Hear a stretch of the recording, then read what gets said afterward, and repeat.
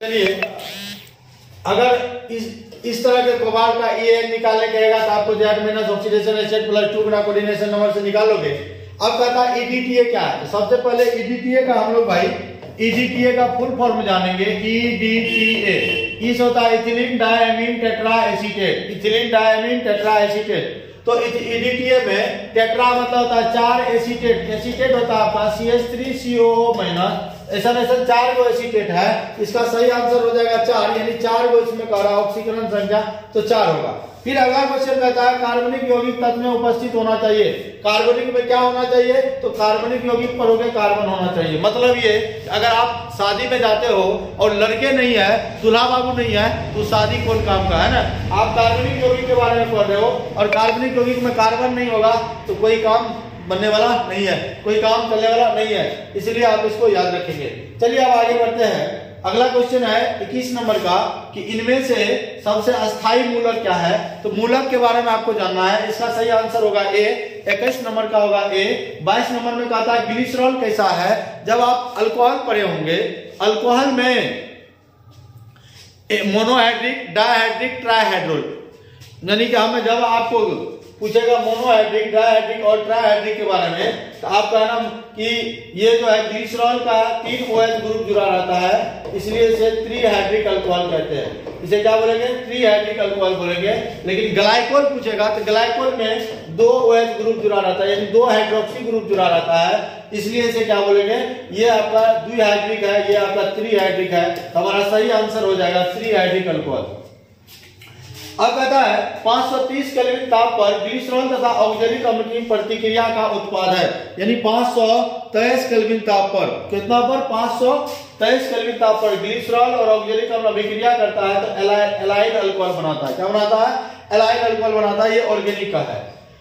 अरे भैया ये तो बड़ा मजेदार क्वेश्चन आ गया हो। देखिए ये तो पूछेगा ही पूछेगा, कितने बार ये पूछा गया भी है।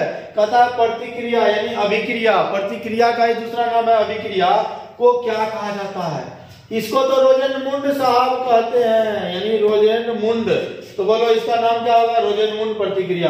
क्योंकि हम ऐसे पहचाने PDBSO4 लगल था ना, हमके दौर इसको रोजेनमुंड ने दिया था, तो नाम क्या हो जाएगा, रोजेनमुंड अभिक्रिया। क्लियर।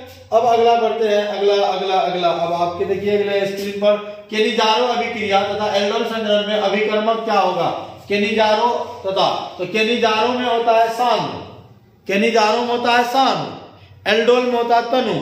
तो देखो ये पहले होगा सांग फिर होगा तनु। क्लियर। क्योंकि पहले केनिजारो दिया है, इसका B नंबर होगा। 25 नंबर का क्या होगा, B। 25 का B नंबर होगा, क्योंकि केनिजारो अभिक्रिया में ऐसे एल्डिहाइड को रिएक्शन करवाते हैं जब जिसमें अल्फा हाइड्रोजन नहीं होता है। एल्डोल में जिसके पास कम से कम 1 अल्फा हाइड्रोजन होता है, और केनिजारो में सांद्र क्षार से उपस्थिति में कराते हैं। एल्डोल में तनु क्षार की उपस्थिति होता है। तो इसका 25 हो जाएगा B। 26 का कहता है यौगिक ये कितने कोनिकल संरचना दिखाता है। 26 नंबर में ये 3 को कोनिकल संरचना होगा। इसमें कायरल कार्बन देखा जाता है। कायरल कार्बन हम कल भी बताए थे, है ना। इससे पिछले वाला वीडियो आप देख लोगे, डिस्क्रिप्शन में उसका लिंक दे देंगे, तो उसमें इसमें इसका सही आंसर हो जाएगा 3। क्या हो जाएगा, 3। फिर कहता है लुकास अभिकर्मक है। लुकास अभिकर्मक है सांद्र HCl और अनाद्र ZnCl2, यानी HCl और Zn उसी के मिश्रण को बोलते हैं लुकास अभिकर्मक। फिर कहता है दुर्बलतम भस्म कौन है, प्राथमिक, द्वितीयक और तृतीयक। 28 नंबर का देखिए 28 और 29 उसी तरह का। 28 का हमारा होगा D। 28 का क्या होगा, D। ये हमारा क्या है, दुर्बलतम भस्म है, सबसे दुर्बल यानी सबसे कमजोर। और 29 नंबर का कह रहा है, 29 नंबर का ये दिया गया है, बस एक मिनट।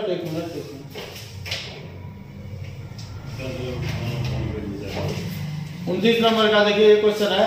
मैं कहता है क्षारकता का क्रम है। 29 नंबर का हो जाएगा ए नंबर, यानी 1 2 3 4, यानी 1 2 3 4। ये आपको अम्लीय गुण यानी इलेक्ट्रॉन डेंसिटी जहां बढ़ेगा वहां अम्लीय गुण घटेगा, जहां इलेक्ट्रॉन डेंसिटी बढ़ेगा क्षारीय गुण बढ़ेगा, इस पर है। अगला चलिए हम आपके स्क्रीन पर हम दिखाते हैं अगला नंबर का क्वेश्चन, और जल्दी से खत्म हो जाएगा। बस 105 मिनट आप बने रहिए, इसको अभी कंप्लीट करेंगे, यानी 42 क्वेश्चन को हम लोग पूरा कंप्लीट कर लेंगे तब। चलिए 30 नंबर का क्वेश्चन कहता है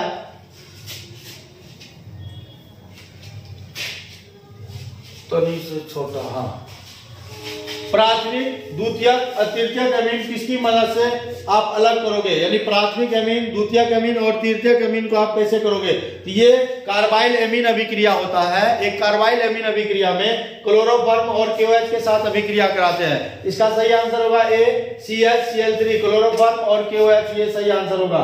फिर कहता है प्राथमिक अमीन या क्लोरोफॉर्म की एथेनॉलिक KOH के साथ अभिक्रिया कराती है, इसी को कहते हैं कार्बाइल अमीन अभिक्रिया। इसका सही आंसर क्या होगा? कार्बाइल अमीन अभिक्रिया, इसी का सही कार्बाइल अभिक्रिया। 31 का ये हो जाएगा।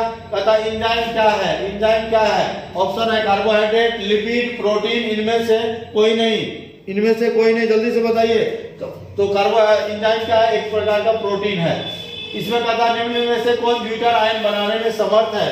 ब्यूटर आयन जो है आपको बायो केमिकली का है और ब्यूटर आयन बनाएंगे। 33 का हमारा सही आंसर होगा A, यानी जिसमें एमिनो ग्रुप भी होता है और COH ग्रुप भी होता है, दोनों ग्रुप रहेगा, वही ब्यूटर आयन बनाएगा। दूध में पाया जाता है, दूध में पाया जाता है, दूध में क्या पाया जाता है? सुक्रोज की, लैक्टोज की, माल्टोज की, बताओ क्या पाया जाता है? लैक्टिक अम्ल होता है दूध में, तो लैक्टोज में पाया जाता है। 34 का सही आंसर हो जाएगा C। 35 नंबर में ये है, कहता ऑक्सीकरण संख्या, भैया इसका ऑक्सीकरण संख्या को x मानोगे और ऑक्सीकरण संख्या जब x मानोगे तो क्रोमियम का यहाँ ऑक्सीकरण संख्या निकलेगा कितना? 3। इसका सही आंसर होगा B, यानी 35 नंबर का हो जाएगा B। और 36 का कहता IUPAC नाम, IUPAC नाम तो मैंने आपको बताया है। IUPAC ने बताया कि पहले ट्राई एमिनो, ठीक है। उसके बाद है ब्रोमो क्लोरो नाइट्रिटो, इसका IUPAC नाम आप कर लोगे। अगला क्वेश्चन है 37 नंबर में, स्कैंडियम 21 का इलेक्ट्रॉनिक विन्यास क्या है? तो 21 इलेक्ट्रॉन भरना है। देखो 2 2 4 6 10 2 12 18 2 20 21, यही सही आंसर होगा। 37 का A हो जाएगा। ये देखो आ गया, जिसका इंतजार था वो आ गया। संपर्क विधि द्वारा स्ट्रेसोफर को उत्पादन करने में उत्प्रेरक क्या है? उत्प्रेरक याद रखना V2O5, यानी वेनेडियम पेंटाऑक्साइड उत्प्रेरक है। फिर कहता है कॉपर सल्फेट के विलयन में अमोनियम हाइड्रोक्साइड विलयन अधिक डालने पर क्या होता है? गहरे नीले का रंग कॉपर अमोनिया संकर लवण बनाता है। इसका सूत्र क्या है? तो 39 का हो जाएगा C, यानी ये वाला। 40 नंबर में कहता है साबुन गंदगी को दूर करता है। साबुन जो है पाइसीकरण द्वारा, यानी साबुन जो हम लोग लगाते हैं तो साबुन से गोरा नहीं होता है, गंदगी को दूर करता है। इस प्रोसेस को कहा जाता है पाइसीकरण। और 41 नंबर में कहता है यदि, जल्दी करा रहा हूं, यदि A0 प्रारंभिक सांद्रण हो तो शून्य कोटि अभिक्रिया के लिए, तो मैंने आप लोग को बताया था कि प्रथम कोटि अभिक्रिया के लिए T1/2 का बराबर बताए थे 0.693 बाय K। तो ये T1/2 जो है वो A का पावर 0, अगर इस फॉर्म में रहेगा तो ये प्रथम कोटि है। लेकिन हम जब शून्य कोटि अभिक्रिया बताए थे तो A/2 के बताए थे, तो इसका सही आंसर होगा ये सीधा समानुपाती पावर 1 देखो कहीं है, ये इसका सही आंसर हो जाएगा A। और ये लास्ट क्वेश्चन है, एक अभिक्रिया का वेग समीकरण है, तो इसका कोटि क्या है? तो 2 1 3, कोटि जोड़ना है, पावर को जोड़ दीजिए कोटि। तो बने रहिए आपके चैनल पे। अब हम लोग मिलते हैं फिर कल। आज की सभा के विराम देते हैं। जय हिंद।